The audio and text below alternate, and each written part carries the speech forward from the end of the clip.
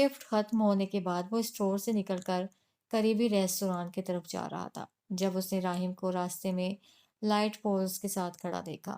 مکمل طور پر اسے نظر انداز کرتے ہوئے دائیں طرف مڑ گیا۔ اب تو غصہ تھوک دو، اب تو میں اعظم شرازی کے لیے کام بھی نہیں کرتا۔ سنی انسنی کیے جیبوں میں ہاتھ ڈالے چلتا رہا۔ اس سے جاب کے بارے میں پوچھنے لگا، پے کتنی مل رہی ہے، زندگی کیسی گزر رہی ہے، وغیرہ وغیرہ۔ اس نے سامنے ہی ایک ریستوران میں جا کر کھانے کا آرڈر دیا اور چپ چاپ کھاتا رہا۔ راہم سینے پر بازو باندھے اسے دیکھے جا رہا تھا۔ لحاظ اور مروت بھی کوئی چیز ہوتی ہے۔ میرے پاس ضائع کرنے کے لیے پیسے نہیں ہیں، کہہ کر پلیٹ سے سلاد اٹھائی۔ راہم نے لب وا کیے، کچھ غصے سے، پھر ویٹر کو بلا کر اپنا آرڈر دیا۔ مسز گرانٹ تمہارا پوچھتی رہتی ہیں۔ کھانا پیش کر دیا گیا تو کھاتے ہوئے کہا۔ وہ چپ رہا، گویا کچھ سنا ہی نہ ہو۔ راہم نے بغور اس کے کپڑوں کو دیکھا۔ اس کا سامان ابھی تک بیگونیا ہاؤس میں ہی تھا۔ اس کے برانڈڈ کپڑے، جوتے، کوٹ، جیکٹ، سویٹر، گھڑیاں۔ اس نے بغور فارس کی شکل دیکھی۔ اس کی آنکھوں میں تھکان اتری ہوئی تھی، بال بھی کچھ بکھرے بکھرے ہوئے تھے۔ چہرے پر سنجیدگی کے ساتھ ساتھ ایک فکر بھی نظر آ رہی تھی۔ اس نے وہ بوجھ اپنے کندھوں پر ڈال لیا تھا جسے اٹھانے کی اسے عادت نہ تھی۔ بیگونیا ہاؤس تمہارا اپنا گھر ہے، تم کم از کم رہائش پر تو کوئی ضد مت کرو۔ بے شک اپنے خرچے کے لیے جاب کرتے رہو۔ وہ خاموش رہا۔ سنا ہے کرائیڈن میں کرائم ریٹ بہت بڑھ رہا ہے۔ چوریاں وہاں ہوتی ہیں جہاں کچھ ہو، میرے پاس کچھ نہیں ہے، کہہ کر مصروفیت بھرے انداز میں کھاتا رہا۔ مجھے یہاں کا ماحول بھی کچھ خاص پسند نہیں۔ یہاں وہاں دیکھتے اس نے اپنی فکر مندی کا اظہار کیا۔ تمہیں کیا پسند ہے کیا نہیں، اس سے میرا کیا لینا دینا؟ راہم خود کو اس کا بڑا بھائی تصور کرتا تھا، بھاویں سکیڑے اسے دیکھتا رہا۔ پورے لندن میں تمہیں جاب کرنے کے لیے کیا صرف یہی علاقہ ملا؟ اور تمہیں بھی سر کھانے کے لیے صرف میں ہی ملا ہوں؟ سوال کر کے لاجواب کیا تو گہری سانس لے کر اس نے میز پر کوہنیاں ٹکائیں۔ میرے ساتھ چلو، بیگونیا ہاؤس میں نہیں رہنا تو مل کر کہیں اور انتظام کر لیتے ہیں۔ جاب کا کوئی حل دیکھ لیں گے بعد میں۔ تم پہلے یونیورسٹی۔ فارس نے چمچ رکھ دیا، کرسی کی پشت سے کمر لگائے بیٹھ گیا۔ چہرے پر ناگواری کے اثرات نمایاں ہونے لگے۔ تمہیں کس نے بھیجا ہے؟ مجھے تم جیسے اکھڑو اور بدتمیز لڑکے کے پیچھے کون بھیج سکتا ہے؟ اطمینان سے سوال کیا۔ وہی جنہوں نے پہلے بھیجا تھا۔ I am impressed. تمہیں تو لگتا ہے تمہارے دادا کو تم سے نفرت ہے، وہ مجھے بھلا کیوں بھیجیں گے؟ نظر رکھنے کے لیے۔ ذرا پتہ کرو کہیں کوئی قتل کے منصوبے تو نہیں بنا رہا۔ یعنی تم اعظم شرازی کو قتل کر سکتے ہو؟ بالکل۔ راہم ہنس دیا۔ قتل اور تم سے؟ پہلے تم اپنی الرجی سے تو نمٹ لو، اس کے بعد ہی ایسی سوچ رکھنا۔ کیٹ الرجی کا ذکر اسے تانے کی طرح لگا، ایسی سخت نظروں سے گھورا کہ راہم نے ہنستے ہوئے ہاتھ اٹھا کر شکست تسلیم کر لی۔ یقین کر لو میں خود آیا ہوں، مجھے کسی نے نہیں بھیجا۔ کیوں؟ مجھے لگتا ہے جو ہوا اس میں میری غلطی تھی۔ علیزے کو فوٹوگرافی کے لیے میں نے بلایا تھا، اگر وہ نہ آتی تو یہ سب نہ ہوتا۔ لہجہ ذرا سا نرم غمگین سا۔ اگر میں تمہیں نہ جانتا ہوتا تو فوراً یقین کر لیتا۔ فارس نے کین اٹھا کر لبوں سے لگا لیا۔ حالانکہ یہ حقیقت ہے، اس نے زور دیا۔ میں اس وقت سچ میں بہت سیریس اور تمہاری وجہ سے بے انتہا غمگین ہوں۔ اپنا منہ لٹکا لیا، دنیا جہاں کی معصومیت چہرے پر ٹھہرا لی۔ تم ڈیوراما منیچر میں اپنا وقت برباد کر رہے ہو، ایکٹنگ میں کافی سکوپ ہے تمہارے لیے۔ وہ قدرے شرارت سے ہنسا۔ Thank you so much sir, I will consider your suggestion. کھانے کے بعد اس نے باہر کا رخ کیا تو راہم جیبوں میں ہاتھ ڈالے اس کے پیچھے چلتا رہا۔ 15 منٹ کا سفر پیدل ہی طے ہوا۔ رہائشی عمارت کو اوپر تک دیکھتے اس نے حیرت سے آنکھیں پھیلائیں۔ تو تم تم یہاں رہ رہے ہو؟ چہرے پر ہراس ٹھہرا لیا۔ یہ تو وہی جگہ ہے جہاں 4 سال پہلے ایک 18 سالہ لڑکے کا قتل ہوا تھا۔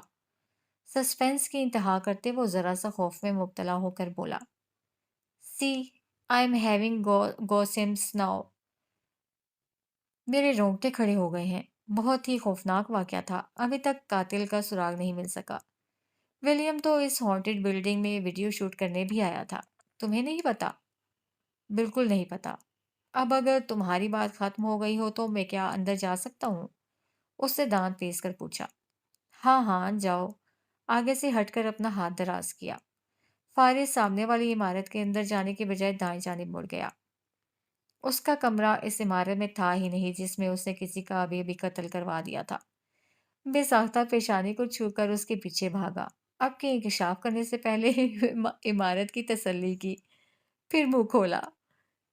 इस वाली बिल्डिंग में तो इतने लोग लापता हुए हैं कि पूछो ही मत। फारिस सुनी अनसुनी किए दरवाजा धकेल कर अंदर चला गया। मैंने तो ये भी सुना है इसकी जो लिफ्ट है, ये कभी कभार ऐसे फ्लोर पर रुक जाती है जहां से कोई जिंदा वापस नहीं आया, मरा हुआ भी नहीं। नॉनसेंस। फारिस बुड़बुड़ाते हुए लिफ्ट में दाखिल हुआ। दरवाजे बराबर होने तक बार बार बटन दबाता रहा कि वो सवार ना हो सके। राहिम इतना खौफनाक इंकशाफ करके किस मुंह से सवार होता? अपनी जान बचाने की एक्टिंग करता फासले पर रुक गया। ध्यान रहे, कहीं तुम्हारा सामना प्रोफेसर मगोनिगल से ना हो जाए, वह भी इस सूरत में कहीं जबकि वो बिल्ली बनी हुई है।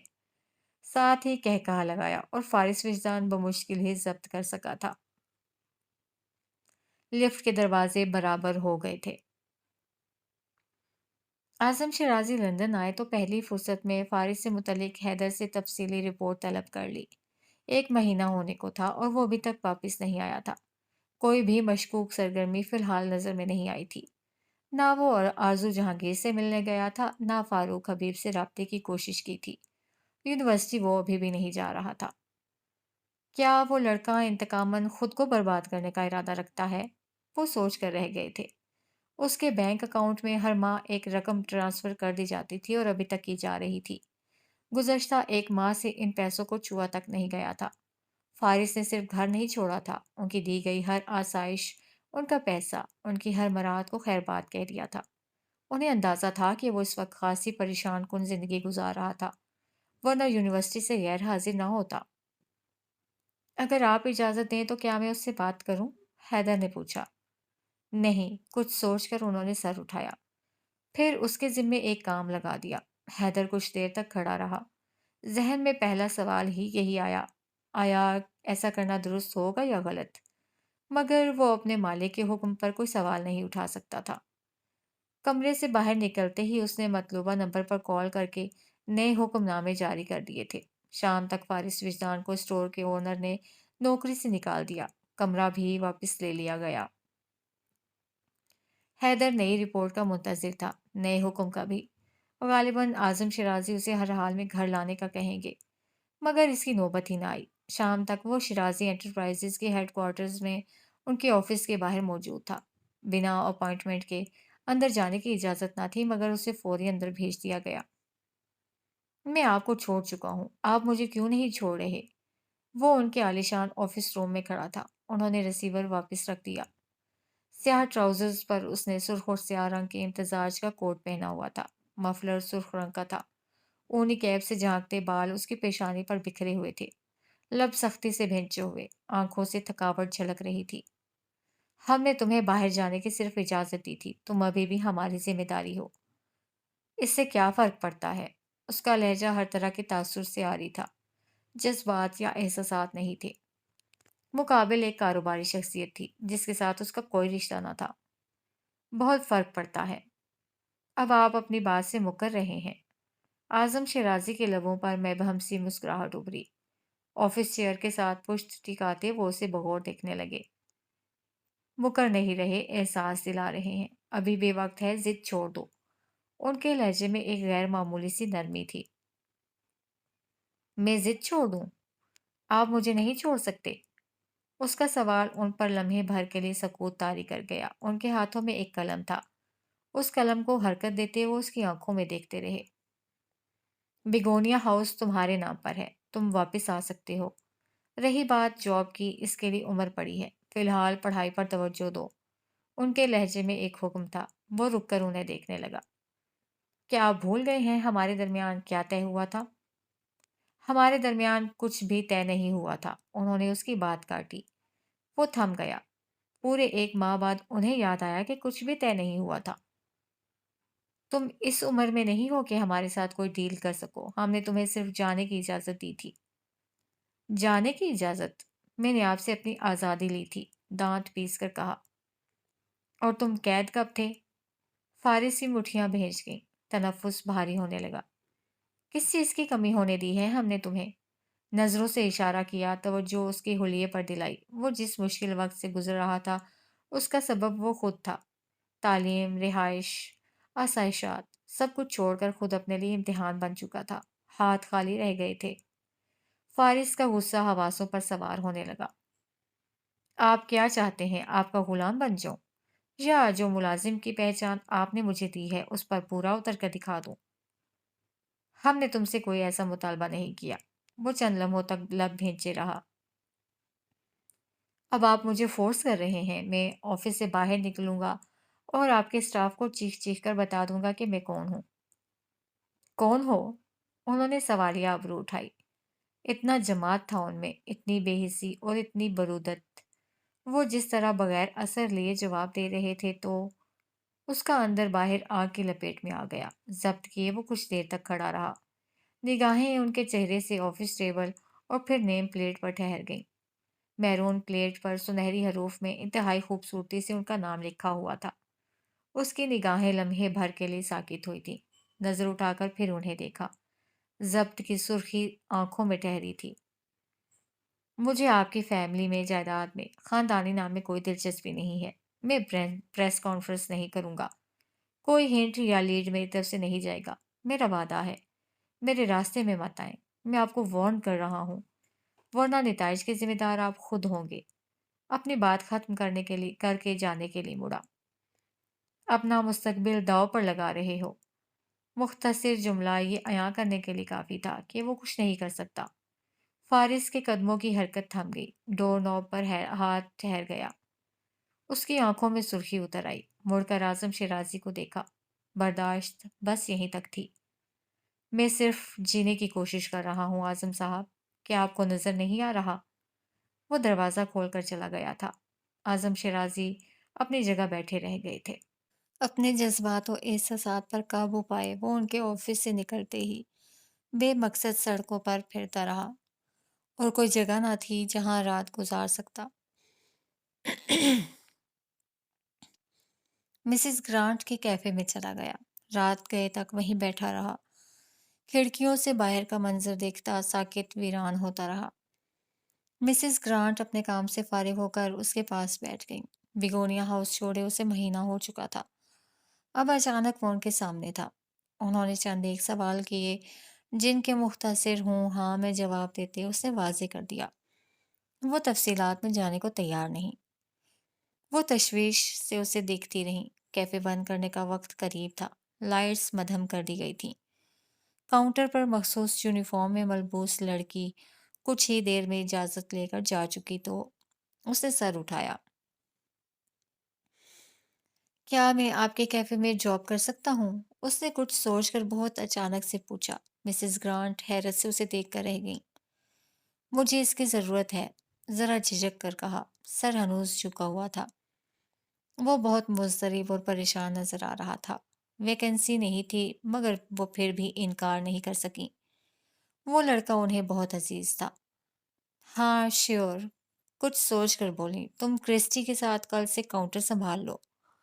اس نے کھوئی ہوئی نظر اٹھائی، انہیں دیکھا، پھر شکریہ ادا کر کے چلا گیا۔ اگلے دن صبح سویرے ہی وہ ان کے کیفے پر موجود تھا۔ ہو سکتا ہے آپ سے کچھ لوگ آ کر کہیں کہ مجھے جاب سے نکال دیا جائے تو کیا آپ… وہ کہتے کہتے رک گیا۔ ایسی ہمت کون کرے گا؟ مسز گرانٹ کو غصہ آ گیا۔ کیا تمہارا بھائی تمہارے لیے مسئلے کھڑے کر رہا ہے؟ اشارہ راہم کی طرف تھا۔ ان کے تاثرات سے لگ رہا تھا جو اسے چھوڑیں گے نہیں۔ نہیں، ایسی بات نہیں۔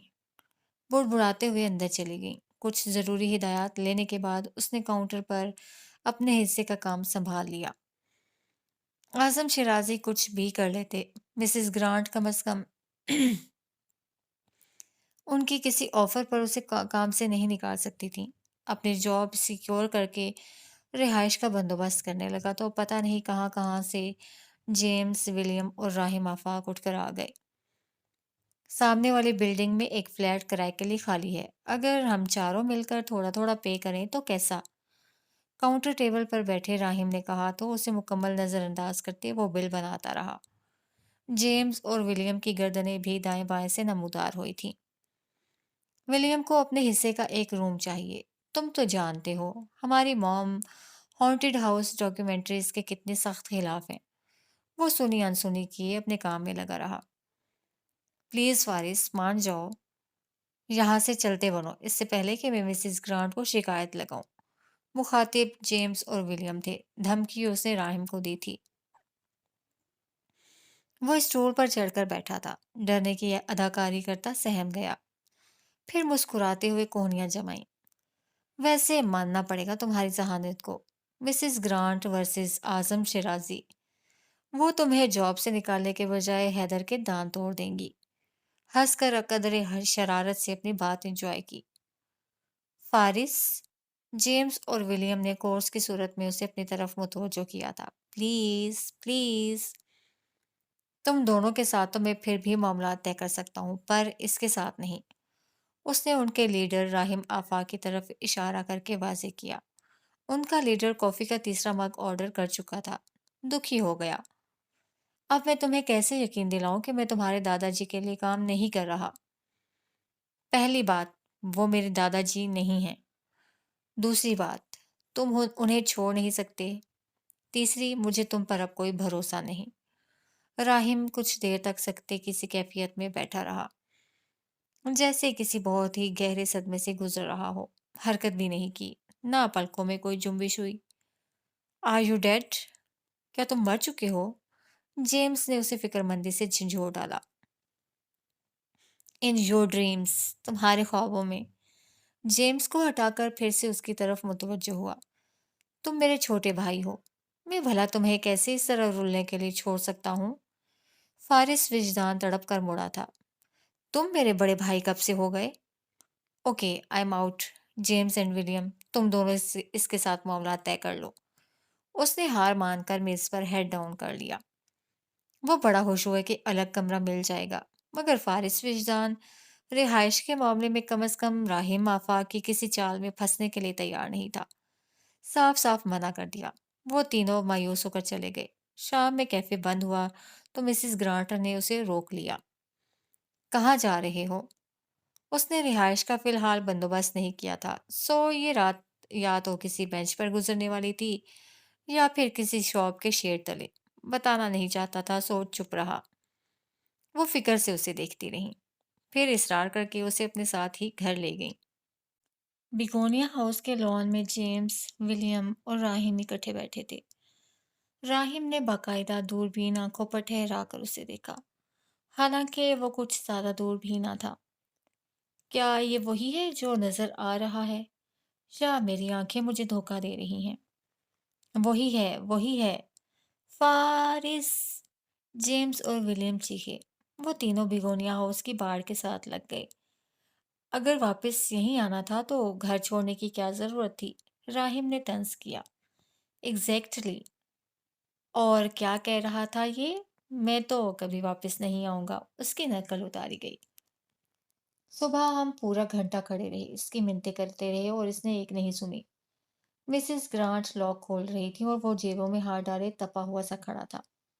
یہاں سے تو میں بہت اچھے سے تم پر نظر رکھ سکتا ہوں، پل پل کی خبر، ہر خبر کے 30-30 پاؤنڈز چارج کروں گا، میں تو بہت امیر ہو جاؤں گا۔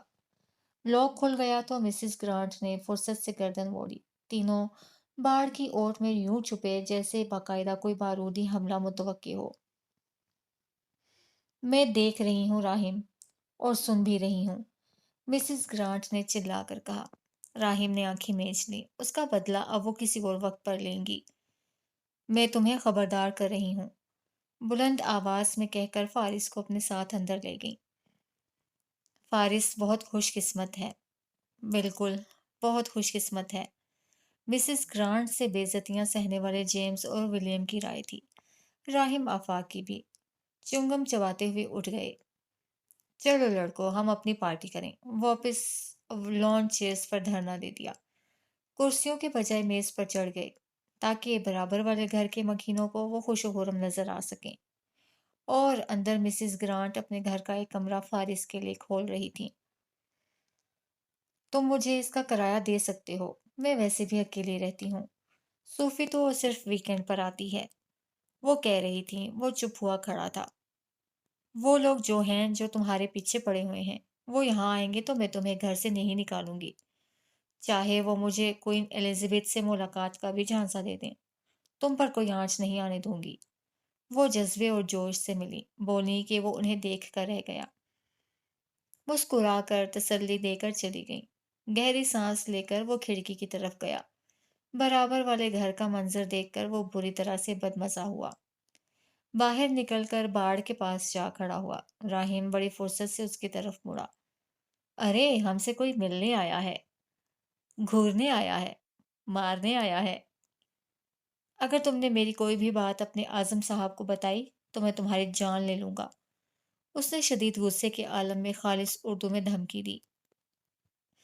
جیمز اور ولیم نے حوندک پن سے اس کی شکل دیکھی تھی۔ بتانے کو ہے ہی کیا؟ یہی کہ اعظم صاحب، جب سے آپ کے پوتے نے مسز گرانٹ کے کیفے میں جاب شروع کی ہے، ان کے کسٹمرز بڑھ گئے ہیں۔ خاص طور پر اسکول کی لڑکیاں بہت زیادہ آنے لگی ہیں۔ مسز گرانٹ کا بزنس تو خوب چمک رہا ہے۔ ہنستے ہوئے فارس کو دیکھا۔ اب تم خود سوچو، میں انہیں ایسی خبریں دیتا اچھا لگوں گا؟ جیمز اور ولیم بھی ہنسے، ایسے ہی خواہ اردو کی زبان سمجھے بنا۔ بس انہیں پتا تھا راہیم ہنس رہا ہے تو انہیں بھی ہنسنا چاہیے۔ وہ جھنجھلا کر پلٹ گیا۔ راہیم کی ہنسی اسے کافی دیر تک سنائی دیتی رہی۔ وہ شاور لے کر ابھی باہر نکلا ہی تھا کہ دروازے پر دستک ہونے لگی تھی۔ سویٹر پہنتے ہوئے دروازہ کھولا تو مسز گرانٹ سامنے کھڑی تھی۔ تم سے کوئی ملنے آیا ہے، انہوں نے کہا۔ کون؟ بھلا اس سے یہاں کون ملنے آ سکتا تھا؟ پریشانی فطری تھی۔ انہوں نے مسکراتے ہوئے اشارہ دیا کہ وہ خود آ کر دیکھ لے۔ وہ سویٹر کے بٹن بند کرتا باہر آ گیا۔ سامنے ہی لاؤنج میں جمیلہ داؤد بیٹھی تھی۔ اس پر نظر پڑتے ہی اپنی جگہ سے اٹھ کھڑی ہوئیں۔ مسز گرانٹ اسے تنہائی میں بات کرنے کا موقع دیتی وہاں سے ہٹ گئیں۔ السلام علیکم ممی۔ ان کے تاثرات ایسے تھے کہ اسے ہی ابتدا کرنا پڑی۔ وہ بہت غصے میں نظر آ رہی تھی۔ پورے 1 مہینے تک رابطہ ختم کیے رکھا اور اب السلام علیکم ممی۔ وہ سر جھکا گیا۔ میسیجز نظر انداز کر دیے، کالز اٹینڈ نہیں کی، موبائل بند کر دیا اور اب السلام علیکم ممی۔ وہ ایک دم سے اپنے رویے پر شرمندہ ہوا، بے بسی سے انہیں دیکھتا سر جھکا گیا۔ کیا میں تمہارے لیے ذرا سی بھی اہمیت نہیں رکھتی فارس؟ ایسی بات نہیں ہے ممی۔ مجھے ممی مت کہو اگر مجھے ممی نہیں سمجھتے تو۔ کچھ بے قراری سے سر اٹھایا، پریشانیوں میں گھرا ہوا تھا۔ ان کا غصہ اور خفگی مزید اضطراب پیدا کرنے لگی۔ اب وہ ڈانٹ رہی تھیں اور وہ چپ چاپ انہیں سن رہا تھا۔ میں آپ کو اگنور نہیں کر رہا تھا۔ تو جو یہ تم کر رہے تھے اسے کیا کہتے ہیں؟ میں صرف… اس کے لب ہلے، آنکھوں سے اضطراری کیفیت جھلک رہی تھی۔ مجھے لگا آپ مجھے ڈانٹیں گی، غصہ کریں گی۔ آخر کو یہ آپ کے بیٹے کا معاملہ تھا۔ جمیلہ کا تمام غصہ ایک دم سے ختم ہو گیا۔ آپ کے سسر نے بھی تو یہی کیا۔ وہ اس کے پاس آ گئیں، سر اٹھائے اسے دیکھتی رہیں۔ وہ ان کا موازنہ اپنے دادا کے رویے سے کر رہا تھا۔ اس نے خود سے اخذ کر لیا تھا کہ وہ بھی یہی کریں گی جو دادا نے کیا تھا۔ وہ ایسا کیسے کر سکتا ہے؟ ایسا کیسے سوچ سکتا ہے؟ ہاں، وہ میرا بیٹا ہے، پر کیا تم نہیں ہو؟ وہ کہنا چاہتا تھا حماد ان کی سگی اولاد تھا، وہ اس کے مقابلے میں اسے فوقیت نہیں دے سکتی۔ ٹھیک ہے، اولاد سے بھی غلطیاں ہو جاتی ہیں، مگر اس کا یہ مطلب تو نہیں ہوتا کہ آپ رشتے ہی ختم کر دیتے ہیں، چھوڑ دیتے ہیں۔ ممی، میں نے کچھ نہیں کیا تھا۔ تڑپ کر سر اٹھایا۔ کوئی افیئر نہیں چلایا، کوئی شادی کی بات نہیں کی تھی۔ اس لڑکی نے جھوٹ بولا۔ کیا ہو گیا ہے فارس؟ انہوں نے اسے بازوؤں سے تھام لیا۔ کیا میں نے تم سے کوئی وضاحت مانگی ہے؟ وہ خاموش ہوا۔ میں جانتی ہوں میرا بیٹا ایسا نہیں ہے، آنکھوں میں دیکھ کر یقین دلایا۔ اگر ایسی کوئی غلطی تم سے ہوئی بھی ہوتی تو میں زیادہ سے زیادہ کیا کرتی؟ ناراض ہوتی، ڈانٹ دیتی، غصہ کرتی اور سمجھاتی۔ مائیں یہی تو کرتی ہیں۔ یہ تو نہیں ہوتا کہ چھوڑ دیتی ہیں یا سب ختم ہو جاتا ہے۔ وہ آنکھوں میں نمی لیے چپ رہا۔ گھر چھوڑ دیا، پڑھائی چھوڑ دی، کیوں کر رہے ہو اس طرح اپنے ساتھ؟ کیوں سزا دے رہے ہو خود کو؟ میری برداشت اب ختم ہو چکی ہے ممی، اس طرح مزید رہا تو مر جاؤں گا۔ وہ آنکھوں میں دکھ اور کرب لیے اسے دیکھ کر رہ گئی۔ اس کا ہاتھ اپنے ہاتھ میں لیا، نرمی سے اس کی طرف دیکھا۔ میں جانتی ہوں اس وقت تم یہ بات نہیں سننا چاہتے، لیکن وہ تمہارے دادا ہیں، لاکھ پتھر دل سے ہی، لیکن یہ بھی ایک حقیقت ہے کہ انہوں نے تمہارا خیال رکھا۔ He tried his best to protect you۔ یہ جانتے ہوئے بھی کہ وہ اس پر بہت ظلم کر چکے ہیں، انہوں نے تصویر کا مثبت رخ دکھانے کی کوشش کی۔ یہ سب اس وعدے کی وجہ سے تھا جو آپ کے شوہر نے ان سے کیا۔ جمیلہ دکھ سے اسے دیکھتی رہی۔ یہ ذمہ داری، یہ بوجھ جو میرا انہوں نے اٹھایا، یہ سب انہیں مجبوراً کرنا پڑا، میرے لیے نہیں، اپنے بیٹے کے لیے۔ مجھے تو وہ ایسے دیکھتے ہیں جیسے میں کوئی گناہ ہوں۔ گناہوں پر ہی تو پردہ رکھا جاتا ہے ممی، گناہوں کو تو ہی چھپایا جاتا ہے۔ ان کا دل کٹ گیا، کچھ کہہ نہیں پائیں، عجیب سا درد محسوس کرنے لگیں۔ اپنے مستقبل کا سوچو، کچھ بن جاؤ پھر بے شک الگ ہو جانا۔ انہیں اس بات کی فکر تھی کہ وہ بھری دنیا میں اس طرح تنہا ہو کر اپنے بل بوتے پر سب کیسے کر پائے گا۔ انہوں نے کہا میری رگوں میں ایک گندا خون دوڑ رہا ہے۔ ان سب باتوں کے بعد آپ کا خیال ہے کہ مجھے رکنا چاہیے؟ وہ لاجواب ہو گئی۔ میں نے ان سے کہا مجھے میرا نام چاہیے، مکمل نام۔ انہوں نے کہا وہ نہیں دے سکتے۔ جب میری پہچان مجھے نہیں دے سکتے تو میں ان سے اور کچھ کیوں لوں ممی؟ اس کی آنکھوں میں اتنا درد تھا اور آواز یوں جیسے وہ ابھی رو دے گا۔ اس کے احساسات چہرے کے تاثرات میں عیاں ہو رہے تھے۔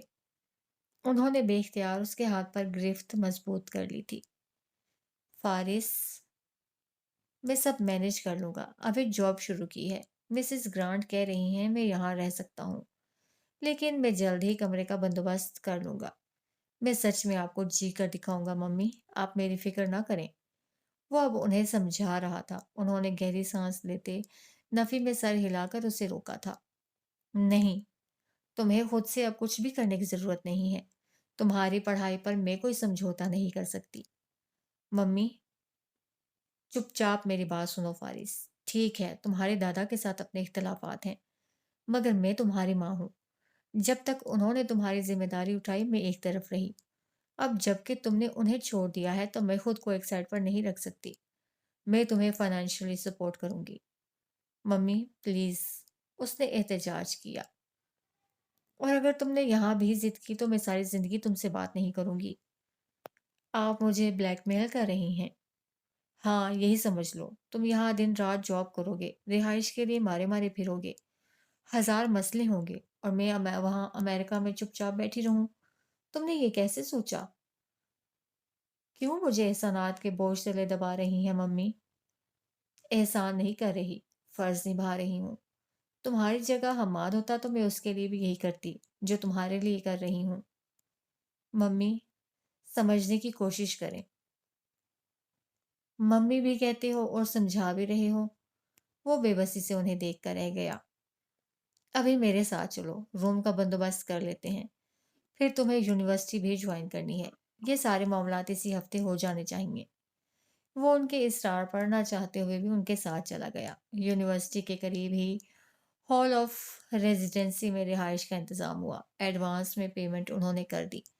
ڈین سے ملاقات بھی ہوئی، اس کے تمام معاملات انہوں نے خود دیکھے۔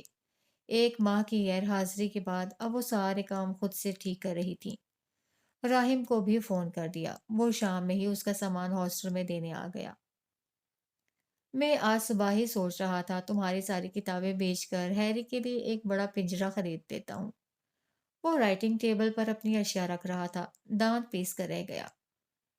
کمرہ تو اچھا ہے، مگر بیگونیا ہاؤس کی کیا ہی بات ہے۔ تم یہاں صرف سامان دینے آئے ہو، فارس نے یاد دلایا۔ सुनी अनसुनी की उसने दरवाजा खोलकर सर बाहर निकाला। क्या ये बराबर वाला कमरा खाली है? वो अब बाहर किसी लड़के से पूछ रहा था। असल में मुझे किसी पर दिन रात नजर रखनी है और उसके मुझे बहुत से पैसे मिलने वाले हैं। सो अगर हम आधा आधा शेयर कर लें तो क्या तुम ये कमरा छोड़ सकते हो? लड़का नफी में सर हिलाता कुछ घबरा कर उल्टे कदम वहां से भाग गया। फारिस ने उसे कोट से पकड़कर अंदर खींचकर दरवाजा जोर से बंद किया था। क्या बकवास कर रहे हो तुम? वो उससे लड़ पड़ा। अपना काम कर रहा हूँ। अपना काम कर रहे हो या मुझे मशकूक बना रहे हो? तुम्हारे वाली लाइन ज्यादा बेहतर है। वो हंसा। एनीवेज, कॉल कर लेना मुझे अगर कुछ ज़रूरत पड़े तो। मिसेस शिराज़ी खास तौर पर ताकीद करके गई हैं। ख्याल रखना अपना। कंधा थपथपाया और बाहर निकल गया। वो कुछ देर तक बंद दरवाजे को देखता रहा, फिर गहरी सांस लेकर अपनी किताबें सेट करने लगा था। उसने यूनिवर्सिटी दोबारा ज्वाइन कर ली थी। अब वो दिलजमई से पढ़ाई भी कर रहा था और अपना काम भी।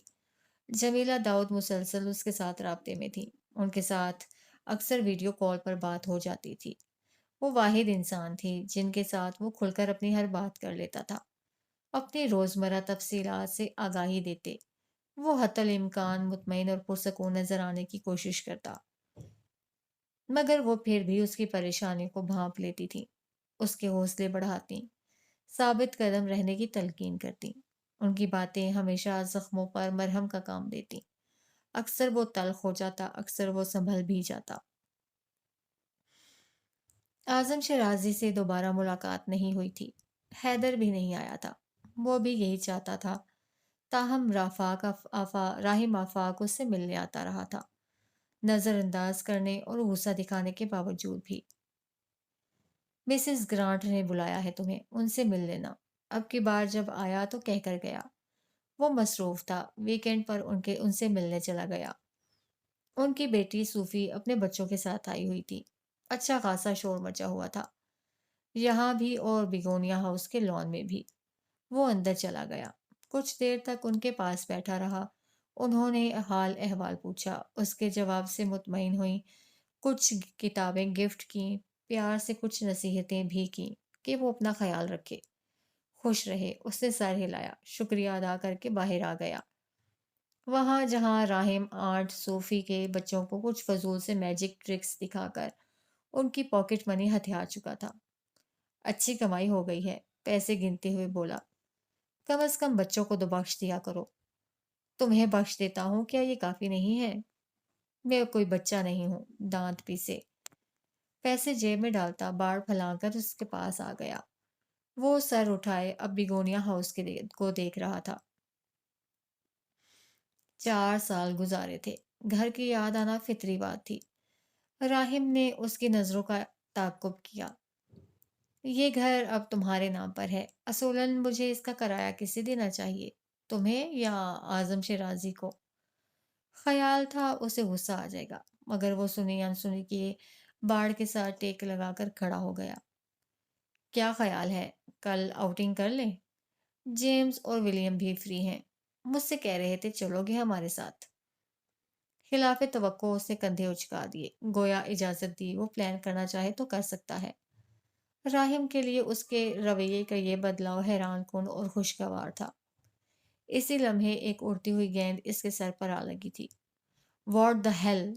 सर पकड़कर घूमा तो आंट सूफी के बच्चे वाईफाई सिग्नल्स की तरह तरतीब से खड़े थे। तुम जादूगर हो, तुमने खुद को बचाया क्यों नहीं? देख नहीं रहे मैं बात कर रहा था। सर सहलाते हुए जब्त करके जवाब दिया। तुम्हें प्रोटेक्टिव शील्ड लगा कर बात करनी चाहिए। जादूगर उन्हें बहुत अजीज था। समझदारी से मशवरा दिया। राहिम ने कुछ कहने के लिए मुंह खोला, फिर लब भेजकर जेब से पैसे निकालकर उन्हें थमा दिए। जाओ यहाँ से, वरना मैं तुम सबको चूहा बना दूंगा। खौफजदा करना चाहा। क्या तुम हमें तोता बना सकते हो? इश्तियाक से पूछा गया। तोता नहीं, चमगादड़। मैं चमगादड़ बना सकता हूँ। ऐसे ही बाजू से पर फैलाए तो बच्चे चीखते, हंसते, शोर मचाते दरवाजे की तरफ भागे। मिसेस ग्रांट ने आजिज आकर खिड़की से सर बाहर निकाला। राहिम! आई डिड नथिंग, मैंने कुछ नहीं किया।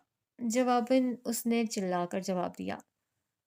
तुम्हें तो जैसे मैं जानती ही नहीं हूँ, सुलग कर खिड़की बंद कर दी। आजकल के बच्चे तो बुड़बुड़ा कर फारिस की तरफ मुड़ा। वो हनूज जेबों में हाथ डाले खड़ा था। हर बात का जवाब चाहिए उन्हें। बड़े भी अजीब हैं, बच्चों को लूटते हैं। फारिस ने लुकमा दिया। 20 मिनट तक ट्रिक्स दिखाए हैं मैंने उन्हें। मुशक्कत तलब काम है जैसे। फारिस ने तंज किया। हाँ, तो तुम सिक्का गायब करके दिखा दो। सिर्फ एक सिक्का क्या? नहीं, मैंने रुमाल से गुलाब का फूल भी निकाला। मिसिस ग्रांट की नवासी ने मुंह में डाल लिया कि शायद इस तरह ताकतें मिल जाएंगी। वो बताते हुए हंसा। किसी मंजर ने याद के दरवाजे पर दस्तक दी। सर झटक कर फारिस ने कदम उठा लिए। राहिम बातें करता उसके साथ चलता रहा। कुछ ही देर में वो मिसेस ग्रांट के कैफे में मौजूद थे, जहां एक अलग ही रौनक लगी हुई थी। विलियम ने इशारा करके बुलाया तो वो उसके पास जा खड़े हुए। निगाहें जेम्स पर जमी हुई थीं, जो सामने बैठा 8-9 साल के बच्चों को अपनी हाल ही में शाया होने वाली 30 सफ़ों की किताब पर साइन के साथ ऑटोग्राफ दे रहा था। मिसेस ग्रांट के कैफे में एक किताब लगी हुई थी। जिंदगी अगर तुम्हें मुक्का मारे तो तुम उसे लात मार दो। कोई तुम्हें समुंदर में फेंके तो तुम उसे लावे में फेंक दो। ये लिखने से ये इसके फैन। राहिम हैरान और शुश्तर हुआ खड़ा था। कहा तो था। विलियम मजे से चॉकलेट खाते हुए बोला। मेरा भाई बहुत टैलेंटेड है। ये तो कोई मुश्किल काम नहीं, हम भी लिख सकते हैं। क्यों फारिस? जिंदगी अगर तुम्हें शर्ट दे तो पैंट तुम खुद खरीद लो। बिल्कुल। जिंदगी अगर तुम्हें शैम्पू दे तो शॉवर तुम खुद ले लो। जिंदगी अगर तुम्हें जमीन दे तो घर तुम खुद बना लो। दोनों मिलकर हंसे थे। विलियम ने दोनों को घूर कर देखा था। जेम्स ने भी गर्दन मोड़ी थी। वो एकदम से संजीदा हो गए। क्या मसला है? कोई मसला नहीं। ये कह रहे हैं। विलियम उनका भांडा फोड़ने ही लगा था, मगर वो उसका मुंह मुंह जबरदस्ती खींचकर अपने साथ ले गए। जेम्स कंधे उचकाकर फिर से अपनी नन्ही फैन की तरफ मुतवज्जो हो गया था।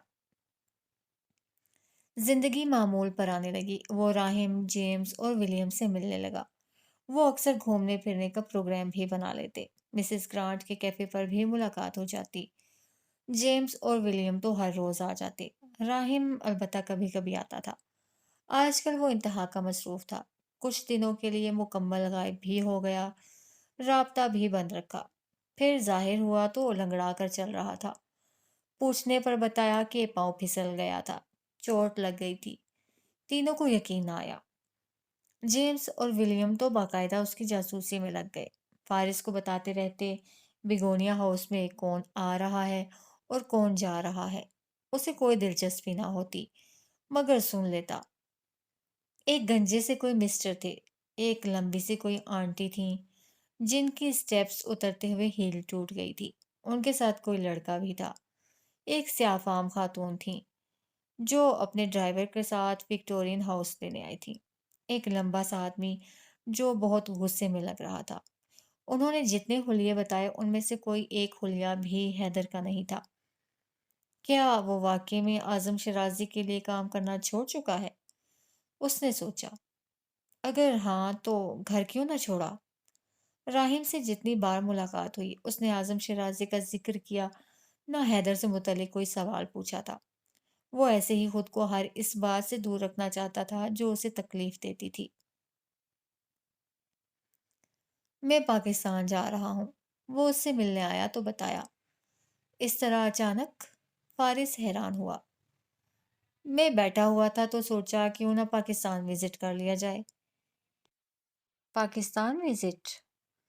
फारिस ने मायने खेज निगाहों से उसे देखा। तुम यहाँ ये भी तो कह सकते थे मैं अपनी फैमिली से मिलने जा रहा हूँ। राहिम ने मुस्कुराते हुए कॉफी का मग करीब कर लिया। और सुनाओ, पढ़ाई कैसी जा रही है? अभी अभी किसी ने टॉपिक चेंज किया है। फारिस ने हाथ खड़ा किया। वो गैर जरूरी टॉपिक कहकर घूंट भरा। पढ़ाई मुकम्मल हो गई, डिग्री हासिल कर चुका, कुछ पैसे भी कमा लिए। कुछ दिनों तक नॉर्दर्न एरियाज में जाऊंगा, घूमूंगा फिरूंगा, मजे उड़ाऊंगा। फिर लंदन वापस आ जाओगे? हाँ, अगर अपने कुछ दुश्मनों के हत्थे ना चढ़ा तो। मग रख कर सर उठाया। कितने बेमुरवत इंसान हो तुम। मैं इतना सफर करके यहाँ पहुंचा हूँ और तुमने खाने का नहीं पूछा अभी तक। किसी ने अभी अभी फिर से टॉपिक चेंज किया है, फारिस ने ऐलान किया। राहिम खिसियाना होकर हंसा। बहुत भूख लगी है यार, पिज्ज़ा ऑर्डर कर दो। फारिस ने पिज्ज़ा ऑर्डर कर दिया। 10-15 मिनट में डिलीवर कर दिया गया। खाना खाते हुए बातें भी हो रही थीं। तुम्हारे दादा एक अच्छे इंसान हैं, अगर मुझसे पूछो तो, उसने अचानक ही कह दिया। मैं ऐसा कोई सवाल तुमसे क्यों पूछूं? राहिम ने गहरी सांस ली। मैं वैसे ही बता रहा था। तुम तो तारीफ ही करोगे उनके लिए काम जो करते हो। मैं सिर्फ तुम्हारे दादा के लिए काम नहीं करता, मेरे और भी बहुत से क्लाइंट्स हैं। संजीदगी से कॉलर झाड़ कर इंकशाफ किया। क्या वो भी तुम्हें अपने दुश्मनों पर नजर रखने के लिए हायर करते हैं? वो गर्दन पीछे की तरफ किए कहकहा लगाकर हंसा। फारिस लब भींचे बैठा रहा। दुश्मन, आई लाइक इट। ये खिदमात सिर्फ आजम साहब के लिए। वैसे तुम मुझ पर जबरदस्ती मुसल्लत किए गए थे, वरना मैं उनके लिए काम करना छोड़ चुका था। अच्छा, जबरदस्ती? हाँ बिल्कुल। तरस आ गया मुझे तुम पर, बेचारा सा लड़का। कहीं किसी बड़े नुकसान में ना डाल दे आजम साहब को। उनके एहसानात वो भी तो हैं मुझ पर। यूं कहो कि पैसों की जरूरत थी। जाहिर है, फ्री में सुकून कौन बर्बाद करता है। हंसते हुए उसे मजीद बेइज्जत किया। वो भवें सुकेड़े बैठा रहा। तुम भी मुझे हायर कर लो अपने किसी दुश्मन पर नजर रखने के लिए। मैं सिर्फ नजर नहीं रखता, मैं फटने से पहले बम न्यूट्रलाइज भी करता हूँ, और उसके लिए बहुत पैसे भी चार्ज करता हूँ। लगे रहो, खुद से लगे रहो। वो सर झटक कर खाना खाता रहा। राहिम मुस्कुरा कर रह गया। उसकी फ्लाइट शाम 6 बजे की थी। जेम्स और विलियम भी उसके साथ गए, उसे सी ऑफ करने के लिए। तो छोटे छोटे प्यारे प्यारे बच्चों, उसने गला खंखार कर तकरीर शुरू की। हम तुम्हें अभी भी बच्चे लगते हैं? तुम अपनी आंखें एक बार चेक क्यों नहीं करवा लेते? जेम्स और विलियम को गुस्सा आ गया। क्या फायदा चार चार आंखों का, जब नजर खाक ना आता हो। फारिस ने भी उनकी साइड ली। राहिम ने स्याह फ्रेम वाले ग्लासेस को पीछे हटाकर सेट किया। उसके सुर्खी माइल बाल आज कुछ बिखरे हुए नहीं थे। तुम लोग जितने भी बड़े हो जाओ, ये एजाज वो उससे कभी नहीं छीन सकते थे। हाँ, तो मैं कह रहा था कि मैं तुम लोगों को मिस नहीं करूंगा। बिल्कुल भी नहीं। मेरी 3 अदर टेंशन से जान छूट रही है और मैं आज बहुत खुश हूँ। और तुम्हें ये खुशफहमी क्यों है कि हम दुखी हो रहे हैं? फारिस ने उसकी तकरीर में खलल डाला। हाँ, देखो हमारे हंसते मुस्कुराते चेहरों को। विलियम झट से बोला। जेम्स ने कलाई घुमाई। बाकी कितना वक्त है इसके फ्लाइट में? ये कब जाएगा? राहिम ने दांत पीसकर तीनों को देखा। लिहाज और मुरव्वत तुम लोगों को छूकर नहीं गुजरी। इतना नहीं हो रहा कि थोड़ी सी रिस्पेक्ट कर लो। इसी लम्हे उकब में गाड़ी रुकी थी। उनकी बातें अधूरी रह गईं। राहिम की निगाहें उसके उकब में पड़ी तो उसने बेसाख्ता गर्दन मोड़ी। उकबी नशिस्त का दरवाजा हैदर ने खोला था। आजम शिराजी बाहर निकल रहे थे। फारिस के तासुरात एकदम से बदल गए। नजरें हटाकर राहिम को देखा। हाथ मिलाया। ओके, चलता हूँ, अल्लाह हाफिज। उसने मजीद एक लम्हा भी जाया नहीं किया था और वहां से चला गया था। जेम्स और विलियम उसे मिलने के बाद फारिस के पीछे भागे थे। टैक्सी सामने ही खड़ी थी। फारिस ने एक बार भी मुड़कर पीछे नहीं देखा था।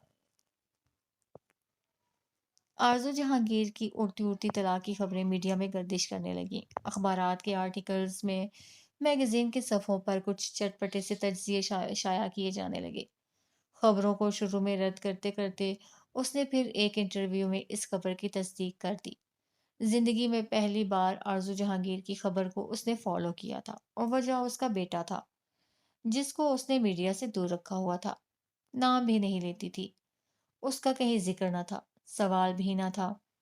मामलात पर्सनल थे। वो खोलना नहीं चाहती थी। तलाक के ठीक 4 माह बाद उसके शोहर फारूक हबीब इंतकाल कर गया। خبر میں دلچسپی نہ تھی، مگر باوجود کوشش کے بھی وہ خود کو اس کے خاندان کے بارے میں مکمل معلومات حاصل کرنے سے نہیں روک سکا تھا۔ وہ بچہ اس وقت کہاں تھا؟ وہ بس یہ جاننا چاہتا تھا۔ فاروق حبیب نے اپنی پہلی بیوی کو طلاق دے کر ہی آرزو جہانگیر سے شادی کی تھی۔ بیٹا باپ کے پاس تھا تو اب یقیناً بھائیوں کے پاس ہوگا۔ اس دن یونیورسٹی سے واپسی کے بعد اس نے راہم کو کال کی تھی۔ کچھ انفارمیشن چاہیے تھی مجھے۔ میں ابھی سے بتا رہا ہوں، فری میں کچھ نہیں کروں گا۔ یہ کم ہے کہ تمہارے کھانے کے بل میں ہی دیتا رہا ہوں۔ فارس نے اسے شرم دلانا چاہی۔ پھر ٹھیک ہے، میں بات سننے کے پیسے چارج نہیں کرتا۔ حیدر بالکل ٹھیک کہتا ہے تمہارے بارے میں، وہ بڑبڑا کر رہ گیا۔ مجھے فاروق حبیب کے بیٹے کی معلومات چاہیے تھی۔ فاروق حبیب؟ آرزو جہانگیر کا شوہر۔ اوہ آئی سی۔ پوری بات سمجھتے راہم آفاق کے لب کھول ہوئے۔ ابھی پچھلے مہینے جن کی ڈیتھ ہوئی ہے۔ ہاں، میں جاننا چاہ رہا تھا۔ ان کا وہ بیٹا جو آرزو جہانگیر سے ہے، وہ کس کے پاس ہے؟ اس کا لہجہ سنجیدہ تھا۔ راہم کو ایک دم سے معاملے کی نزاکت کا ادراک ہوا۔ ہو سکتا ہے وہ اپنی ماں کے پاس ہو، اس نے کچھ سوچ کر کہا۔ وہ عورت جب ڈائیورس لیتی ہے تو اپنے بچوں کو ساتھ نہیں رکھتی، نہ ہی پلٹ کر خبر لیتی ہے۔ اس کے لہجے اور انداز میں عجیب سی تلخی تھی۔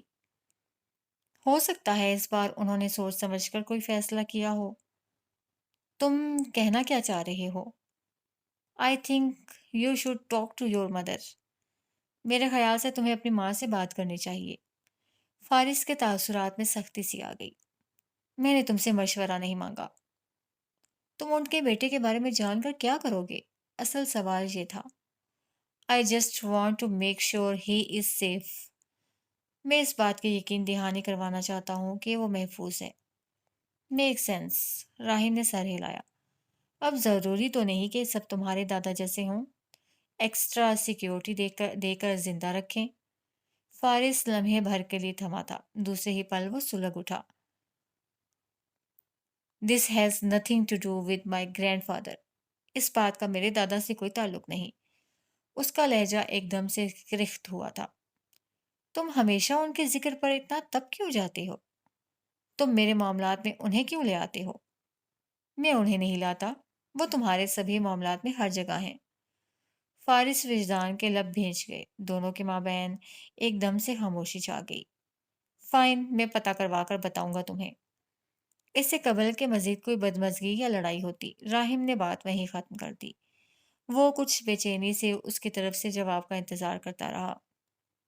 دن بدن اس کی فکر میں اضافہ ہوتا جا رہا تھا۔ آرزو جہانگیر کی ضد، جائیداد کے مسئلے، عدالتی کارروائیاں، اور ان سب سے بچنے کے لیے اس کے بچے کے بھائی کوئی حل تلاش کریں گے، اور وہ حل… اس کا دل ایک دم سے آئینی شکنجے میں آیا تھا۔ انتظار کچھ مشکل ہوا تو اسے خود ہی کال کر دی۔ راہم کے پاس ایک خبر تھی مگر تصدیق شدہ نہ تھی، وہ اسے بتانا نہیں چاہ رہا تھا۔ کوئی بڑا مسئلہ ہے؟ نہیں، ایسا نہیں ہے، ہو سکتا ہے کسی اور بات کی بات ہو۔ مجھے فاروق حبیب کی بہن کا ایڈریس ملا ہے، کل ان کی طرف جاؤں گا، کل تک کنفرم کرنے دو۔ کون سی بات ہے جو تم کنفرم کرنا چاہ رہے ہو؟ از ہی آل رائٹ؟ راہم ایک دم سے خاموش ہو گیا تھا، بالوں میں ہاتھ پھیر کر وہ کچھ بے قراری سے یہاں وہاں ٹہل رہا تھا۔ جو بھی بات ہے بتا دو مجھے۔ شاید حبیب ہاؤس میں کوئی حادثہ پیش آیا تھا، بچہ سیڑھیوں سے گر گیا تھا۔ اور فارس وجدان جھٹکے سے رک گیا، اسے لمحے بھر کے لیے اپنا دل رکتا ہوا محسوس ہوا تھا۔ جس نوکرانی نے مجھے یہ خبر دی ہے اسے مزید کچھ پتا نہیں۔ میں کل ان کی بہن نازیہ حبیب سے ملوں گا تو اصل بات ان سے ہی معلوم ہو سکتی ہے۔ اس نے کال کاٹ دی، ہتھیلیوں پر سر گرائے کتنی دیر تک بیٹھا رہا۔ رات سے دن اور دن کے مختلف پہر کس طرح گزرے اندازہ نہ تھا۔ یونیورسٹی میں اپنی کلاسز بھی اس نے غائب دماغی کے عالم میں اٹینڈ کی۔ ذہن الجھا ہوا تھا، ضمیر ملامتی ہو رہا تھا۔ اسے 1 مہینے کا انتظار نہیں کرنا چاہیے تھا، اسے فوری طور پر ہی فاروق حبیب کے خاندان سے رابطہ کر لینا چاہیے تھا۔ کیا وہ کچھ کر سکتا تھا اس کے لیے؟ اگر ہاں تو کیا؟ کس حیثیت اور کس بنیاد پر؟ صرف یہ کہ ماں ایک تھی؟ تو کیا فاروق حبیب کے بیٹوں سے زیادہ اس کا حق ہو سکتا تھا اس پر؟ کیا آرزو جہانگیر کے بطن سے جنم لینے والی ہر اولاد کا مقدر ایک سا ہوگا؟ دھتکار اور آزمائش ان کے ہی حصے میں آئے گی، موت بھی، بدسلوکی اور رشتوں سے محرومیاں بھی۔ شام کو 9 بجے راہم نے کال کی تو اسے دھڑکتے دل کے ساتھ کال ریسیو کر لی تھی۔ کوئی بری خبر نہ ہو، دل یہ دعا کر رہا تھا۔ حالات کچھ اور کہہ رہے تھے۔ میں نے تمہیں تصویریں بھیجی ہیں، دیکھی نہیں تم نے؟ کون سی تصویریں؟ ہز نیم از عیسیٰ، اس کا نام عیسیٰ ہے، وہ بالکل ٹھیک ہے۔ اور فارس وجدان کی اٹکی ہوئی سانسیں ایک دم سے بحال ہوئی تھی۔ اسے ہولڈ پر رکھے فوراً سے واٹس ایپ آن کیا۔ 3.5 سالہ بچے کی تصاویر۔ وہ پارک میں کہیں تھا اور ایک تصویر میں وہ صوفے پر بھی بیٹھا ہوا نظر آ رہا تھا، میز پر کینڈی باکس سے کچھ اٹھاتا ہوا بھی۔ اس کی پیشانی پر کچھ سٹیچز کے نشان نظر آ رہے تھے، لیکن وہ بالکل ٹھیک تھا۔ اپنی پھپھو کے پاس ہے۔ پہلے تو وہ یہی کہہ رہی تھیں کہ حادثہ تھا، بچہ گر گیا، لیکن اس نے دانستہ بات ادھوری چھوڑ دی۔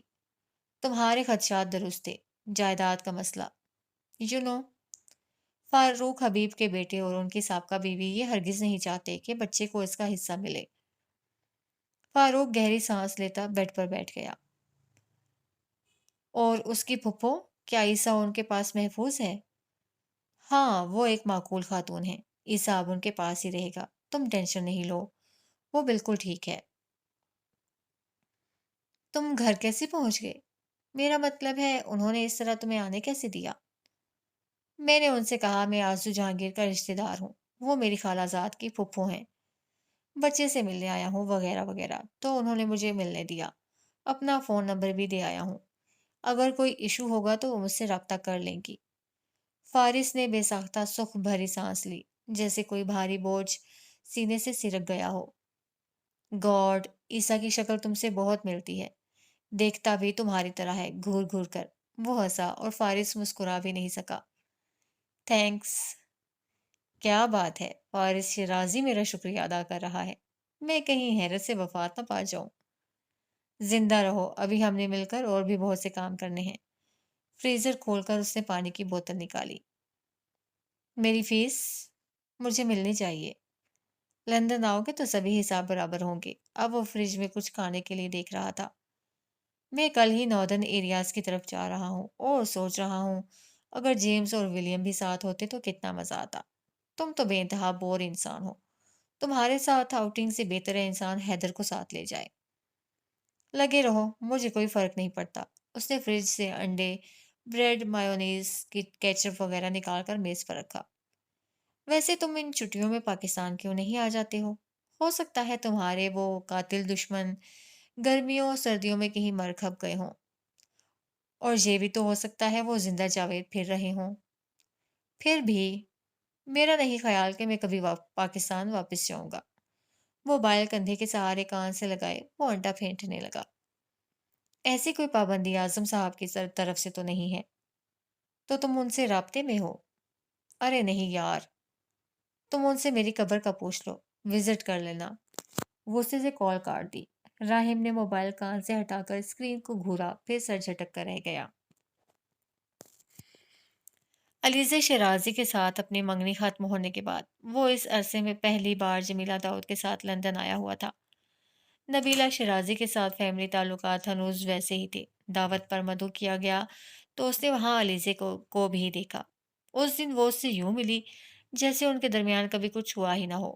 اسے رشتہ ختم ہونے کا کوئی غم یا دکھ نہیں تھا۔ وہ اس کے ساتھ یوں بات کر رہی تھی جیسے بچھڑے ہوئے دو دوست بہت اچانک مل گئے ہوں۔ رابطہ ختم کرنے پر کوئی اعتراض، کوئی شکوہ شکایت بھی نہ ہوئی۔ وہ سر جھٹک کر وہاں سے اٹھ گیا جہاں وہ تھی اور جہاں اس کے کزنز ایک ہجوم سا بنائے باتیں کر رہے تھے۔ وہ گیلری میں جا کھڑا ہوا تھا۔ جمیلہ داؤد دیگر رشتہ دار خواتین کے ساتھ مصروف تھیں۔ ہارون شیرازی بھی کافی سے لطف اندوز ہوتے کسی بات پر ہنس رہے تھے۔ زندگی سے بھرپور ماحول، مگر اس کے اندر ایک دم سے تنگی بڑھ گئی تھی۔ نگاہیں بار بار علیزے کی طرف اٹھ جاتی تھیں۔ وہ کسی بات پر اتنا ہنس رہی تھی کہ آنکھوں میں پانی تک آ گیا تھا۔ کیا اسے ذرا سا بھی افسوس نہیں ہے؟ سوال بس ایک ہی تھا اور جواب کہیں جیسے کہیں نہیں تھا۔ بھویں سکیڑے وہ الجھتا رہا۔ میں چاہ رہا تھا اگر آپ اور میں آج کہیں باہر چلیں۔ اگلے دن اس نے جمیلہ داؤد سے کہا۔ وہ لاؤنج کے صوفے پر ٹانگ جمائے بیٹھی تھی۔ کافی کا مگ ہاتھ میں تھا۔ سیاہ گھنے بال سیدھے گر رہے تھے۔ عقب میں فلیٹ کی دیوار گرد کھڑکیوں سے دریائے ٹیمز نظر آ رہا تھا۔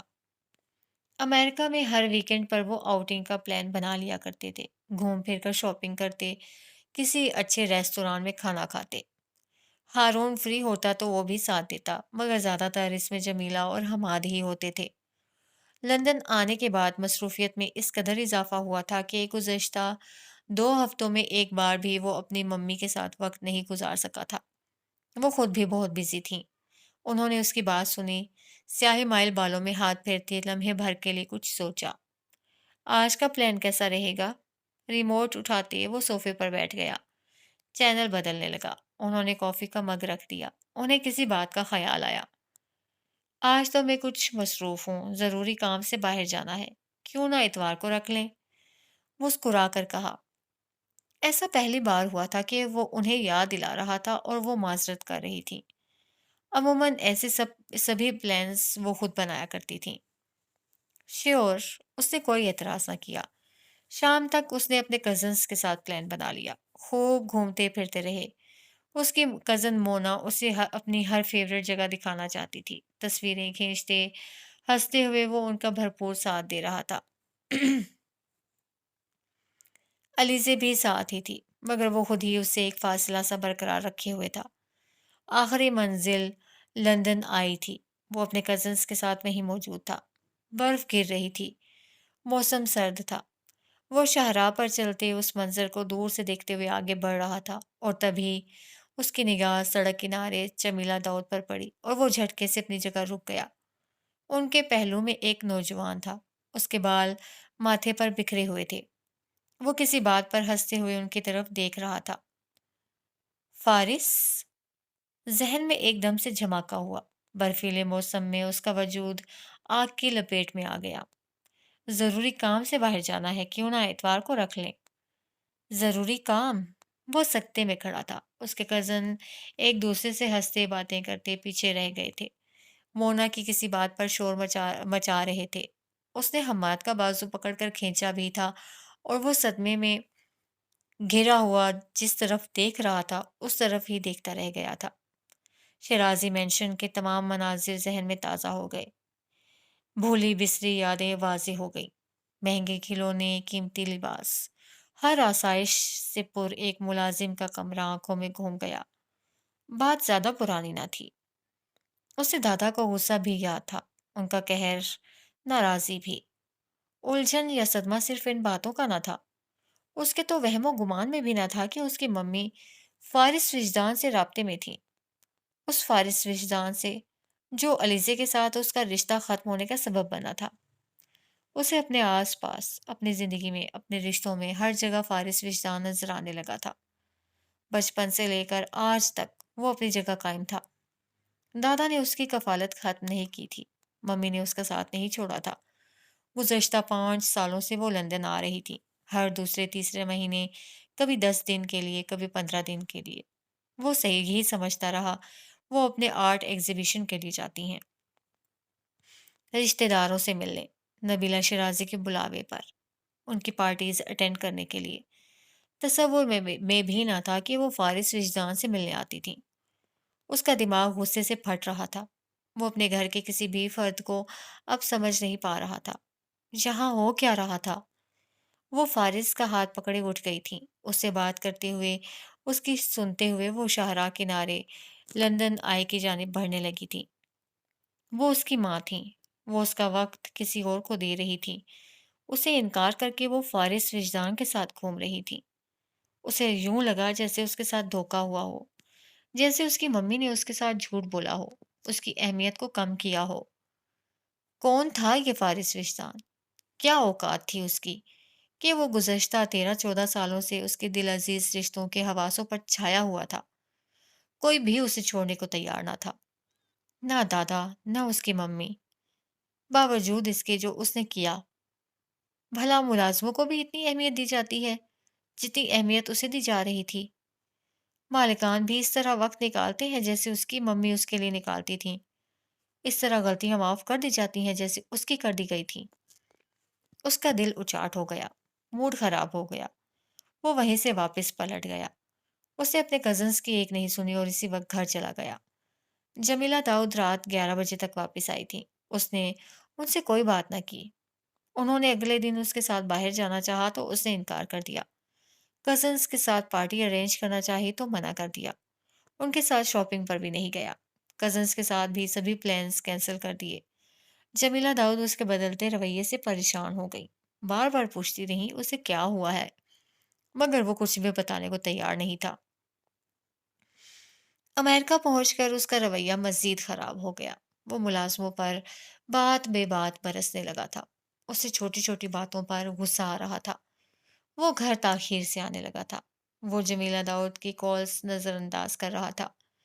وہ گھر کے کسی فرد سے بھی ٹھیک سے بات نہیں کر رہا تھا۔ اعظم شیرازی نے جمیلہ داؤد سے پوچھا تھا۔ انہیں خود بھی معلوم نہیں تھا اسے اچانک کیا ہوا تھا۔ وہ اس کے لیے بہت پریشان ہو رہی تھی۔ تمہیں کیا ہو گیا ہے حماد؟ وہ گھر تاخیر سے آیا تو انہوں نے لاؤنج میں ہی روک لیا۔ مجھے کیا ہوا ہے؟ ویسا ہی سرد اور اجنبی سا لہجہ، آنکھوں میں دنیا جہان کی خفگی ٹھہری تھی۔ بات سے مسئلے حل ہوتے ہیں، اس طرح چپ رہنے اور غصہ دکھانے سے کیا ملے گا؟ ماں سوائے ٹینشن کے، پیار بھرے لہجے میں کہتے ہوئے اسے بازو سے پکڑ کر اپنے پاس بٹھا لیا۔ بتاؤ کیا ہوا ہے تمہیں؟ کیوں اتنے غصے میں رہنے لگے ہو؟ اب جبکہ وہ استفسار کر رہی تھیں، اسے بولنے پر اکسا رہی تھیں، تو اس نے اپنے اندر کے اشتعال پر قابو پاتے ہوئے ان سے بات کرنے کا فیصلہ کر لیا۔ پریشان وہ تھیں تو سکون میں وہ بھی نہیں تھا۔ فارس کون ہے ممی؟ اس نے سرخ پڑتی آنکھیں ان پر جما کر پوچھا۔ جمیلہ داؤد اپنی جگہ منجمد ہو گئیں۔ سوال غیر متوقع تھا، وہ سمجھ نہیں پائیں۔ وہ اس طرح اچانک فارس کے بارے میں کیوں پوچھ رہا تھا؟ اب کیوں پوچھ رہا تھا؟ حماد، یہ تم میرے سوال کا جواب دے ممی پلیز، وہ متوحش ہو کر بولا تھا۔ جمیلہ داؤد کچھ کہہ نہ سکی۔ وہ اس کا سوال سمجھنے کی کوشش کر رہی تھیں۔ کیا وہ اس کی اصلیت سے واقف ہو چکا ہے؟ اس کے بارے میں سب جان چکا ہے؟ ان کی پریشانی بڑھ گئی۔ حماد آنکھوں میں دکھ لیے اگلے کئی لمحوں تک انہیں دیکھتا رہا۔ اس کی ممی نے اس سوال کا کوئی جواب نہیں دیا تھا۔ وہ کون تھا؟ وہ کیا تھا ان کے لیے؟ وہ نہیں بتا رہی تھی۔ آپ نے مجھ سے جھوٹ بولا۔ آپ نے کہا آپ بزی ہیں، آپ کو اپنے کسی دوست سے ملنے جانا ہے، لیکن آپ آپ وہاں فارس کے ساتھ تھیں، میں نے آپ کو دیکھا۔ دکھ، صدمے اور غصے سے وہ لفظ جوڑ کر کہہ رہا تھا۔ آپ لندن بھی صرف اسی کی وجہ سے جاتی ہیں۔ کون ہے وہ؟ کیوں آپ کے لیے اتنا اہم ہے کہ آپ اس کے لیے ہمیشہ مجھے اگنور کرتی آ رہی ہیں؟ کیا ہو گیا ہے حماد؟ لہجے میں تشویش لیے اس کے بازو پر ہاتھ رکھا۔ میں نے تمہیں کبھی اگنور نہیں کیا۔ یہ تم کس طرح کی باتیں کر رہے ہو؟ میں کس طرح کی باتیں کر رہا ہوں؟ جھٹکے سے اپنی جگہ سے اٹھ کھڑا ہوا۔ آپ اب بھی سمجھ نہیں رہی میں کیا کہنا چاہ رہا ہوں۔ گہری سانس لے کر اعصاب پر قابو پانے کی کوشش کرتے ہوئے وہ اپنی جگہ سے اٹھ کھڑی ہوئی تھی۔ میں نے تمہیں اگنور نہیں کیا، اس دن مجھے فارس سے ملنا تھا، ہمارا پلان پہلے سے طے تھا۔ کیوں ملنا تھا آپ کو اس سے؟ وہ بے بسی سے اسے دیکھ کر رہ گئی۔ بتائیں مجھے کیوں امپورٹنٹ ہے وہ آپ کے لیے؟ وہ چیخا۔ اور وہ لندن میں کیوں ہے؟ وہ وہاں کیا کر رہا ہے؟ بابا نے ابھی تک اسے نکالا کیوں نہیں؟ حماد،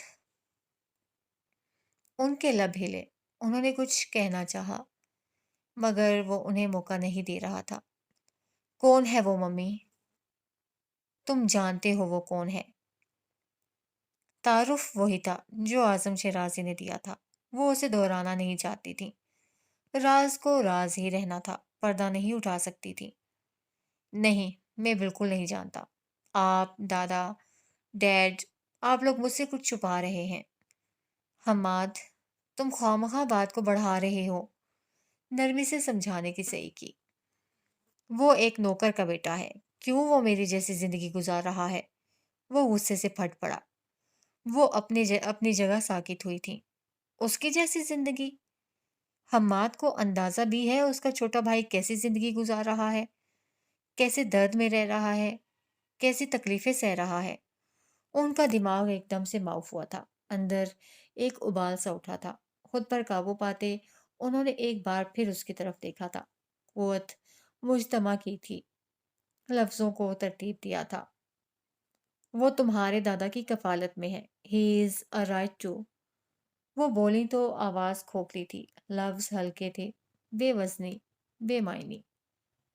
کفالت؟ حماد کو ہنسی آ گئی تھی۔ جو اس نے کیا اس کے باوجود بھی کفالت؟ وہ سینے پر بازو باندھے ان کی طرف مڑا، آنکھوں میں سرخی اتری ہوئی تھی۔ کیا آپ چاہتی ہیں میں آپ کو لسٹ بتاؤں ان تمام فوسٹر ہاؤسز کی جن کو بابا فنڈنگ دیتے ہیں؟ کیا ان تمام بچوں میں سے کوئی ہمارے گھر میں رہتا ہے؟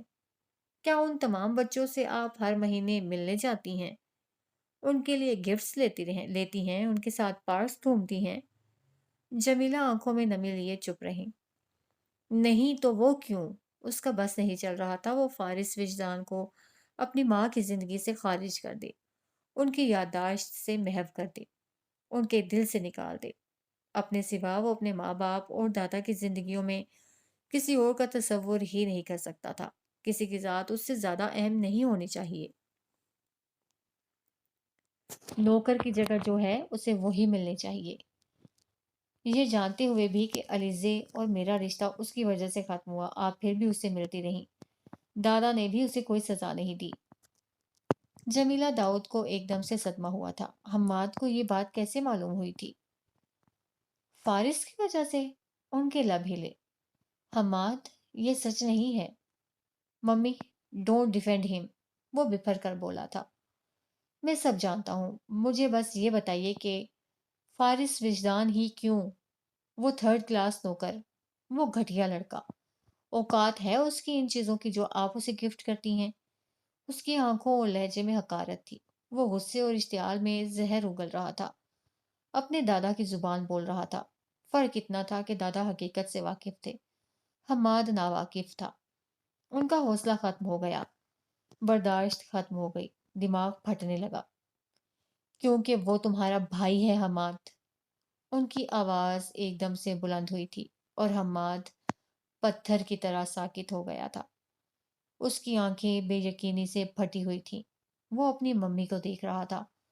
اسے لگا اسے سننے میں غلطی ہوئی ہے۔ جمیلہ داؤد کا تنفس بھاری تھا، ان کا دل دھڑکے جا رہا تھا۔ لفظ وہی جو ادا ہو گیا تھا، راز وہی جو اب راز نہیں رہا تھا۔ وہ اسے کبھی نہیں بتانا چاہتی تھی مگر بتانا پڑ گیا تھا۔ انہیں اعظم شیرازی کی تنبیہ یاد آئی تھی۔ 15 سالوں تک حماد کو بے خبر رکھا، مگر اب جیسے مزید ہمت نہیں رہی تھی۔ اس کا شک، اس کا غصہ، اس کی بدگمانی، وہ بچہ نہیں رہا تھا، سب سمجھنے لگا تھا۔ وہ مزید جھوٹ بول کر اس کے سوال نظر انداز نہیں کر سکتی تھی۔ آپ، جی آپ کیا کہہ رہی ہیں؟ صدمے میں تھا، وہ مشکل ہی پوچھ سکا۔ اسے لگا ممی ہنس کر ابھی کہہ دیں گی وہ مذاق کر رہی ہیں۔ جس لڑکے کو وہ شیرازی خاندان کا ملازم سمجھتا تھا، وہ بھلا اس کا بھائی کیسے ہو سکتا ہے؟ جس کے نام کے ساتھ ہارون شیرازی نہیں لگتا اور جو ان کے ساتھ ان کے گھر میں بھی نہیں رہتا، وہ اس خاندان کا حصہ کیسے ہو سکتا ہے؟ ٹھیک کہہ رہی ہوں۔ اندر اور باہر ہر طرف چھا جانے والے اس سکوت کو انہوں نے بہت مشکل سے توڑا۔ اپنی بات دہرا کر کئی آنس کو اپنے اندر اتار لیے، اپنے زخمی دل کو تڑپنے کے لیے چھوڑ دیا۔ فارس ہارون شیرازی، وہ تمہارا چھوٹا بھائی ہے۔ حماد بے یقینی سے نفی میں سر ہلاتے پیچھے ہٹا۔ وہ اس بات پر یقین نہیں کر سکتا تھا، کسی صورت نہیں۔ آپ کو اندازہ بھی ہے ممی؟ آپ کیا کہہ رہی ہیں؟ اس کے لہجے میں غم اور غصہ تھا، آنکھوں میں سختی اتر آئی تھی۔ اسے اپنی تمام دنیا تقسیم ہوتی ہوئی نظر آ رہی تھی، رشتے، مقام، جائیداد۔ تمہارے ڈیڈ اسے گھر لائے تھے جب وہ 5 سال کا تھا، تمہیں یاد ہوگا۔ دل پر پتھر رکھ کر انگاروں کی سی اذیت اپنے وجود میں محسوس کرتے انہوں نے اسے یاد دلایا۔ اس نے نفی میں سر ہلایا۔ اسے یقین نہیں آ رہا تھا۔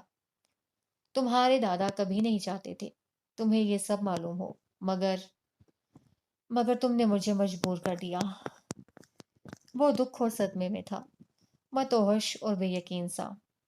اور پھر وہ ایک دم سے ہنسنے لگا، زور سے ہنسنے لگا۔ جمیلہ داؤد اسے دم سادے دیکھ کر رہ گئی۔ تو یوں کہے نا کہ ڈیڈ کی ناجائز اولاد۔ اس کا جملہ ادھورا رہ گیا تھا۔ جمیلہ داؤد نے اپنے جوان بیٹے کے گال پر تھپڑ جڑ دیا تھا۔ وہ اپنی جگہ ساکن ہو گیا۔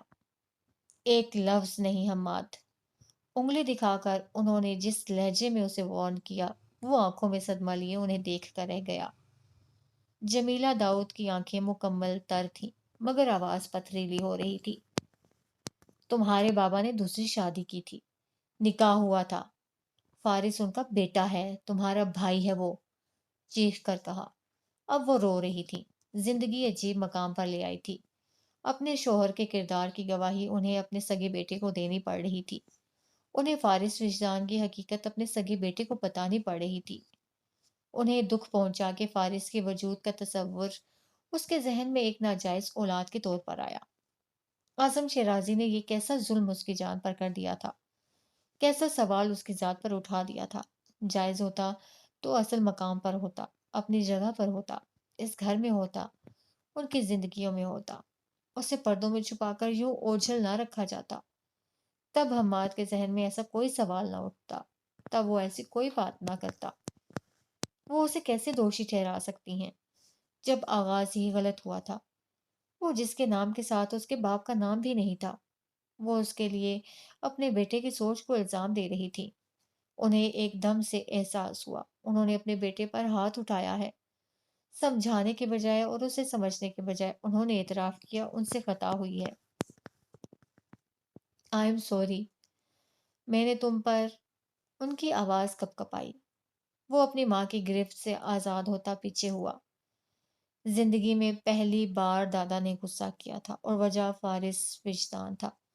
زندگی میں پہلی بار اس کی ماں نے ہاتھ اٹھایا تھا اور اس کی وجہ بھی فارس وجدان ہی تھا۔ حماد، میری بات سنو۔ نفی میں سر ہلاتا وہ مزید کچھ بھی کہے بنا سیڑھیاں چڑھتا اپنے کمرے میں بند ہو گیا۔ جمیلہ داؤد شکست خوردہ سی لاؤنج میں کھڑی رہ گئی تھی اور تبھی ان کی نظر اٹھی تھی۔ اعظم شیرازی اسٹڈی روم کے دروازے پر کھڑے تھے۔ انہیں علم نہ تھا وہ گھر پر تھے۔ وہ اس تمام وقت ان کی موجودگی سے بے خبر تھیں۔ ان کا خون خشک ہونے لگا۔ میں نے تم سے کہا تھا فارس کے ساتھ تمہارے رابطے کا اثر حماد پر نہیں پڑنا چاہیے۔ بھاری کرخت آواز۔ وہ بے پناہ غصے میں لگ رہے تھے، پوری بات سن چکے تھے، رویہ اور موقف بھی جان چکے تھے۔ ایک ایک لفظ ان تک پہنچ گیا تھا۔